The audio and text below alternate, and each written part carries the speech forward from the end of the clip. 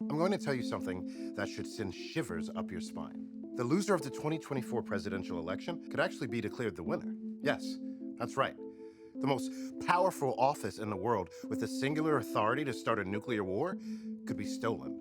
This upside-down scenario has experts from across the political spectrum worried, actually freaked out might be a better word, that the United States is one election away from a complete meltdown of the great American democratic experiment.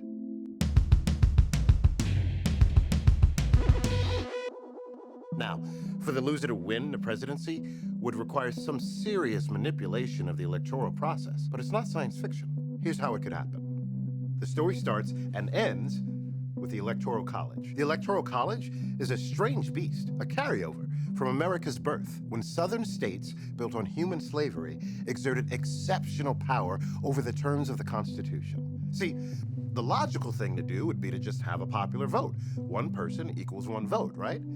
But the northern states had a lot more people than the southern states, or rather, more white people. Enslaved people constituted more than 30% of the population of southern states. But of course, slaves were denied the right to vote along with all other basic human freedoms. Because of its considerable non-voting slave population, the South would have less clout under a more logical, straightforward, popular vote system. So, the southern states embraced the 3/5 compromise, where each slave was counted as 3/5 of a human being in determining a number of seats in the House of Representatives for each state. This gave southern states far more representatives in the House and more electoral college votes than they would have had otherwise. And our reliance on this tainted, centuries-old procedure to decide our presidential elections means that a presidential candidate can lose by literally hundreds of thousands, even millions of total votes cast by American citizens and still win. And this has happened twice since the year 2000. Even though they lost the popular vote, George W. Bush and Donald Trump still took the Oval Office. But that's actually not the only terrible part of the Electoral College. What most people don't know is that the Electoral College system is riddled with weak links that could be exploited, so that even if a candidate earned the 270 electoral votes necessary to win an election, that candidate could still lose. And that is due to the power of so-called rogue electors who refuse to go along with the will of the voters, to throw elections into chaos, as well as a certification process that can be manipulated by partisan politicians. And it's these weak links that potential 2024 candidate Donald Trump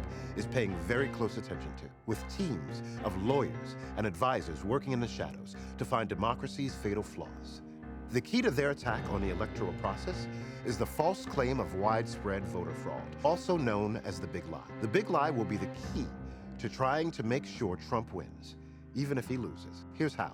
For the past year, Trump has been purging the Republican Party, securing the removal of anyone who dares to stand up to his lies. Meanwhile, Republicans across the country have been busy passing laws to make voting harder for everyday people. Republican lawmakers in 19 states have passed 33 laws that suppress the freedom to vote, while installing election officials at the local level who are in charge of certifying results, many in key areas in the most contentious battleground states. Right-wing strategist Steve Bannon even said the quiet part out loud back in December of 2021. We're going to take over the election apparatus, volunteer to become a precinct committeeman, an election official, overthrow these county clerks, take over the secretaries of state. We're going to take over elections.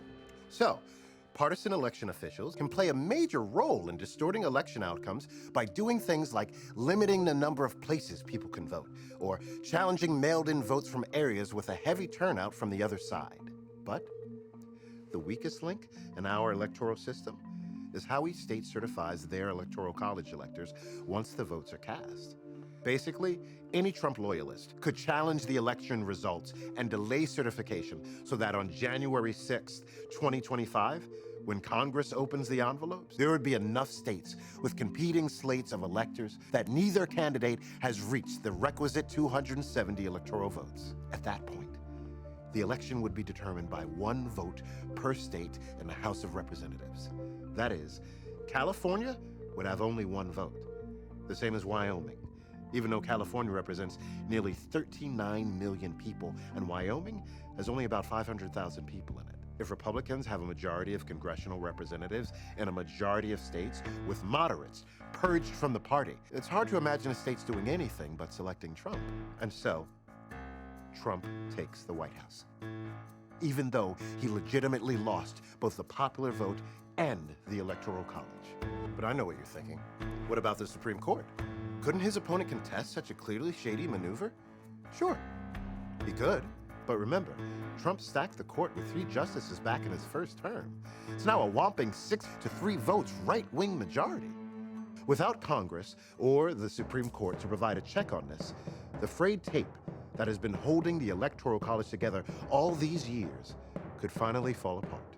If this were to happen, we the people, the actual voters, will no longer decide the presidency in 2024, and maybe not ever again. So what can we do? Well, first of all, we can join the movement to abolish the Electoral College, a relic of a past this country has far outgrown. Second, your vote matters. Biden won the last election because it was the highest voter turnout in U.S. history. If we flood the election with our votes, it's harder and harder to steal it. Poll workers, election clerks, election judges, inspectors, or commissioners are tremendously important positions. So volunteer, run for office, and make sure you're paying as much attention to local elections as national ones. Lastly, go to boldrethink.org and join us. We'll continue to be a source of information and action steps.